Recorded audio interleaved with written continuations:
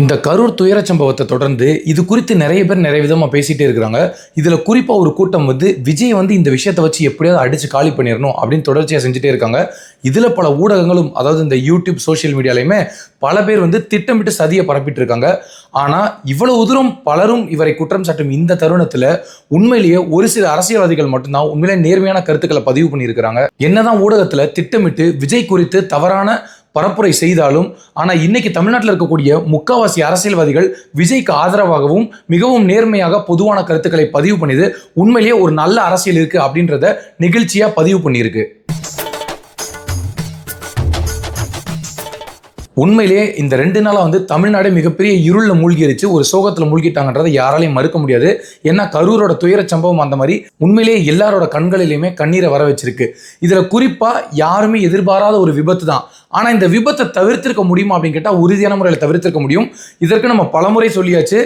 தமிழ்நாடு அரசு ஒரு உரிய பாதுகாப்பை கொடுத்து சரியான பாதுகாப்பு நடவடிக்கைகள், முன்னெச்சரிக்கை நடவடிக்கைகள் எடுத்திருந்தா இவ்வளவு பெரிய விபத்தை தடுத்திருக்கலாம். இந்த விபத்து குறித்து பல்வேறு யூகங்கள் தொடர்ச்சியா முன்வைக்கப்படுது. அதுல குறிப்பா ஒரு கூட்டம் விஜயை எப்படியாவது அடிச்சு காலி பண்ணிடும் வேலை செஞ்சுட்டு இருக்காங்க. அது யாருன்றது நமக்கே தெரியும். இந்த திமுக அரசுக்கு கூட துணை நிற்கக்கூடிய ஒரு சில கைக்கூலிகள் தான் இந்த வேலையை பண்றாங்க. இதுல குறிப்பா நிறைய பேர் என்ன சொல்லியிருக்காங்கன்னா, விஜய்க்கு இதுல முழு பொறுப்பேற்கணும், இதுக்கும் அரசாங்கத்துக்கும் சம்பந்தமே இல்லை அப்படின்னு சொல்லியிருக்காங்க. இது வேடிக்கையிலும் வேடிக்கை. எப்படிப்பட்ட ஒரு அரசியல் அடி முட்டாள்கள் தமிழ்நாட்டில் இருக்காங்க அப்படின்றது வெளிச்சத்துக்கு வந்திருக்கு. இப்போ இதுல விஜய் மேல ஒரு பகிரங்கமான குற்றச்சாட்டை நிறைய பேர் வைக்கிறாங்க. என்னன்னா, விஜய் வந்ததுனால கூட்டம் கூடிருச்சு அப்படின்னு. அப்ப அது போல இனிமேல் அரசியல் கட்சி தலைவர்கள் யாருமே வரமாட்டாங்களா, அப்ப கூட்டமே போட மாட்டாங்களா, பரப்புரை செய்ய மாட்டாங்களா அப்படின்ற கேள்வியும் இருக்குல்ல. விஜய் வந்தா கூட்டம் கூடும் தெரிஞ்ச நீங்க, விஜய் வந்தா இவ்வளவு கூட்டம் வந்தாலும் அதை நாம் எதிர்கொள்ள முடியும், நம்ம பாதுகாப்பா மக்களை பத்திரமா பாதுகாத்துக்க முடியும் அப்படின்றத ஏன் அரசாங்கம் செய்யன்ற எண்ணற்ற கேள்விகள் இருக்கு. ஆனா ஒரு கேள்விக்கும் பதில்கள் இல்லை. இந்த விஷயத்துல எதிர்பாராத விதமா பல பேர் விஜய்க்கு ஆதரவு குரல் எழுப்பியது உண்மையிலே ஒரு நல்ல அரசியல் இருக்கு, நல்ல நியாயமான விஷயங்களும் இங்கு பேசுவதற்கு ஆட்கள் இருக்கிறாங்க அப்படின்றத காமிச்சிருக்கு. நம்ம அண்ணன் சீமானை பத்தி சொல்லவே தேவையில்ல. அவர் தப்புனா தப்பு, சரினா சரின்னு பேசக்கூடிய ஒருத்தர், அரசியலுக்கு அப்பாற்பட்டு கருத்துக்களை பதிவு பண்ணக்கூடிய ஒரு மனிதர். என்னதான் ஒரு சில விஷயங்கள் அவர் மேல நமக்கு உடன்பாடு இல்லை, ஒரு சில கருத்துக்கள் உடன்பாடு இல்லைனாலும், ஆனா அவர் நல்லது செஞ்சால் நம்ம சொல்லிதானே ஆகணும். அதனாலதான் இந்த பதிவே நம்ம முக்கியமா பேச வேண்டிய தேவை இருந்தது. அண்ணன் சீமானாகட்டும், அண்ணாமலை ஆகட்டும், எடப்பாடி பழனிசாமி ஆகட்டும், டிடிவி தினகரன், அம்மையார் பிரேமலதா விஜயகாந்த், இப்படி எண்ணற்ற தலைவர்கள் எல்லாருமே ரொம்ப பொதுவான கருத்து, இது இவங்களுக்கு ஃபேவரா பேசினாங்க, அவங்களுக்கு ஃபேவரா பேசினாங்கலாம் கிடையாது, ரொம்ப பொதுவான கருத்தை பதிவு பண்ணாங்க. அவங்க எல்லாருமே கேட்ட முதல் கேள்வி, அரசாங்கத்தின் பிழையா இல்லையா அப்படின்னு கேட்டிருக்காங்க. நீங்க என்ன பண்ணிட்டு இருந்தீங்க? விஜய் வந்தா கூட்டம் கூடுதுன்னு தெரியுதுல, அப்புறம் எதுக்கு நீங்க பாதுகாப்பு கொடுக்கல? அதே போல கூட்டத்துல ஒரு சில குண்டர்கள் பதுங்கி இருந்தாங்க, அவங்க ஒரு சில வேலைகளை செஞ்சாங்க, செருப்பை வீசினது யாரு, இப்படி எண்ணற்ற கேள்விகளை ஊடகத்தின் வாயில வச்சாங்க. இப்போ என்னதான் நீங்க யூடியூப்ல உட்காந்து 4 பேர் 4 கருத்து பேசினாலும், ஆனா அரசியல் கட்சி தலைவர், முக்கியமான பிரமுகர்கள் பேசும்போது அந்த கருத்துக்கு இன்னும் வலு சேர்க்குது. அண்ணன் சீமான் எல்லாம் வெளுத்து வாங்கிட்டாரு. அவர் என்ன சொன்னார்னா, இந்த துயர சம்பவத்துல ஏன் இப்படி கேவலமான அரசியல் பண்றீங்க, மீண்டும் மீண்டும் விஜய் கைது செய்யப்படுவாரா, விஜய் மேல நடவடிக்கை எடுப்பாரா அப்படின்னு நீங்க கேள்வி கேட்டுட்டே இருந்தீங்கன்னா, இந்த இழந்த குடும்பத்துக்கு நீங்க என்ன சொல்ல வரீங்க? அந்த குடும்பத்தின் பார்வையாக தான் நான் பார்க்கிறேன். அந்த குடும்பத்தில் ஒரு மகனாக இருந்து நான் பார்க்கிறேன். ரொம்ப அழகா, ரொம்ப மெச்சூர்டா அவரோட கருத்தை பதிவு பண்ணாரு. அதே போலதான் எண்ணற்ற தலைவர்கள் விஜய்க்கு ஆதரவு குரல் கொடுத்துட்டே இருந்தாங்க. இதுல எல்லாருமே பார்க்குற விஷயம் என்னன்னா, நம்ம விஜய்க்கு சப்போர்ட் பண்ணணும், விஜய்க்கு எப்படியாவது ஆதரவு குரல் கொடுத்து அவர் கூட கூட்டணி போகணும் அப்படின்ற தேவையெல்லாம் கிடையாது. ஒரு பொதுவான கருத்து, ஒரு பொது மனிதனாக நம்ம பார்வையில பார்க்கும்போது விஜய் எவ்வளவோ கருத்துக்கள் பதிவு பண்ணியிருக்காரு. அவர் சொல்லியிருக்கிறாரு, கர்ப்பிணி பெண்கள் யாரும் வராதிங்க, குழந்தைகள் வராதிங்க, வயதானவங்க யாரும் வராதிங்க, என்னோட கூட்டத்தில் இளைஞர்கள் தான் வாங்கன்றதை அவர் சொல்லாம சொல்லியிருக்கிறாரு. ஆனாலும் அதை மீறி அவரை பார்க்கணும்னு ஆர்ப்பரிச்சு வந்த கூட்டம் தான் இன்னைக்கு பலியா இருக்கிறாங்க. அது சோகம் தான். இதை யாராலையும் இதை ஜீரணிக்கவே முடியாது. ஏன்னா 2 வயது குழந்தையிலிருந்து 51 வயது பெண்மணி வரைக்கும் எல்லாருமே மறைஞ்சிருக்கிறாங்க. இதை யாராலையுமே இதை சகிச்சு கடந்து போக முடியாது. ஏன்னா அந்த குடும்பத்தில் ஒருத்தராக இருந்து பார்க்கும்போது தான் அதோட வழி தெரியும். இப்படி எண்ணற்ற தலைவர்கள் பொதுவான கருத்தை பதிவு பண்ணாலும், ஆனால் சோசியல் மீடியா, இந்த யூடியூப் அப்படின்ற இந்த இடத்துல கூட இப்பயும் முழுவதுமாக விஜயை குறிவச்ச தாக்கி பேசுவோன்ற அதே நோக்கத்தில் இறந்த அந்த உயிர்களை யாருமே மதிக்காம பேசிட்டு இருக்கிறது உண்மையிலே வேதனை அளிக்கிறது. இப்போ நீங்க விஜயை குற்றம் சாட்டி என்ன பண்ண போறீங்க? நீங்க விஜய் மேல பழிய போட்டுட்டாலோ, இல்லை நாளைக்கு விஜய்க்கு மிகப்பெரிய கடுமையான தண்டனை நீங்க பெற்றுக் கொடுத்துட்டாலோ இந்த போன உயிர்கள் எல்லாம் வந்துருமா? உங்களுக்கு டிவியில எதையாவது யாரோட கருத்தை பேசணும், பிறரின் குரலாக நீங்கள் ஒலிக்கணும் அப்படின்றதுக்காக இறந்த உயிர்களை ஏன் கொச்சப்படுத்துறீங்க? இதுல குறிப்பா இந்த மீடியா தொடர்ச்சி அந்த வேலையை செய்யுது.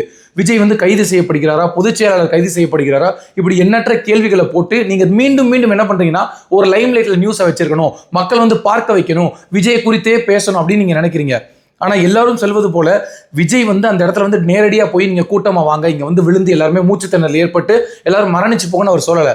ஆனா தெரிந்தோ தெரியாமலோ அந்த கூட்டத்துக்கு அவர் வந்தார்ல, அப்ப அவரோட மனசு எந்த அளவுக்கு நொந்து போயிருக்கும். நம்மளால இப்படி ஒரு சம்பவம் நடந்துருச்சு, தெரிந்தோ தெரியாமலோ ஒரு ஓரத்தில் அவரும் ஒரு காரணமா இருப்பாரு அப்படின்றது அவர் மனசுக்கும் குற்றவுணர்ச்சி இருக்கும்ல. அதனாலதானே அவ்வளவு பெரிய பதிவு போட்டு அவர் அமைதியா இருக்கிறாரு. இந்த நேரத்தில் விஜய் ஏன் பார்க்க போகவில்லை? அவர் ஏன் வந்து நிறைய விஷயங்கள் செய்யல? அதான் வீட்டில் உட்காந்து நிவாரணம் அறிவிச்சாரு. இப்ப நிவாரணம் அறிவிச்சா போன உயிரெல்லாம் திரும்ப வந்துருமா அப்படின்னு பல பேர் கேட்கறாங்க. அதைத்தான் நானும் கேட்கிறேன். நீங்க பதிவு பண்ணி கருத்தை வந்து சொல்லி விஜய் வந்து கைது பண்ணுங்க, விஜய் தான் முழுக்க முழுக்க தப்பு அப்படின்னு சொன்னீங்கனாலும் உங்களோட அந்த போன உயிர்கள்லாம் திரும்ப வந்துருமா? கிடையாதுல்ல. விஜய் தன்னால இப்போதைக்கு அந்த குடும்பத்துக்கு என்ன இழப்பு செய்ய முடியுமோ அந்த இழப்பீடு அறிவிக்கிறாரு.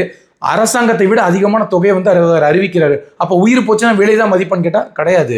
ஆனா இப்போது தன்னுடைய துயரத்தை, அந்த துயரத்துல பங்கேற்கணும், அந்த குடும்பத்துக்கு இருக்கக்கூடிய பொருளாதார பிரச்சனைகளுக்கு நாம ஒரு உதவியா இருப்போம், ஒரு சின்ன அளவுல ஒரு பங்கேற்பு அளிப்போம் அப்படின்னு சொல்லிதான் அவர் அந்த வந்து நிவாரணத்தை அறிவிச்சிருக்காரு. அதை விட்டுட்டு இந்த நேரத்தையும் வந்து கேவலமான ஒரு அசிங்கமான அரசியலை தொடர்ச்சியா செஞ்சுட்டே இருக்காங்க. இன்னைக்கு இருக்கக்கூடிய ஆளும் அரசாங்கத்தின் கட்சியை தாண்டி கூட இருக்கக்கூடிய ஒட்டி இருக்கக்கூடிய கட்சிகளும் அதை சார்ந்த நபர்களும் இந்த அரசாங்கத்தால் நிறைய நன்மைகளை பெற்றிருக்கக்கூடிய பலனை அனுபவிக்கக்கூடிய சில ஒட்டுண்ணிகள் தான் இந்த வேலையை தொடர்ச்சியா செஞ்சுட்டு இருக்காங்க. ரொம்ப யதார்த்தமான விஷயங்க. உங்க வீட்டில் இப்படி ஒரு நிகழ்வு நடந்தா இதே போலதான் உட்காந்து நம்ம பேசிட்டு இருப்போமா?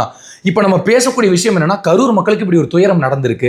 அந்த துயரத்துக்கு வந்து இனிமேல் வந்து நடக்காம இருக்கிறதுக்கு என்ன பண்ணணும்? ஏன்னா இந்த 41 உயிரோட இது நிக்கணும். இதுக்கப்புறம் மீண்டும் பல பிரச்சாரங்கள் இருக்கு. விஜய் பிரச்சாரத்துக்கு போவாரு, ஐயா ஸ்டாலின் போவாரு, எடப்பாடி பழனிசாமி போவாரு, டிடிவி தினகரன், எண்ணற்ற தலைவர்கள் போவாங்க.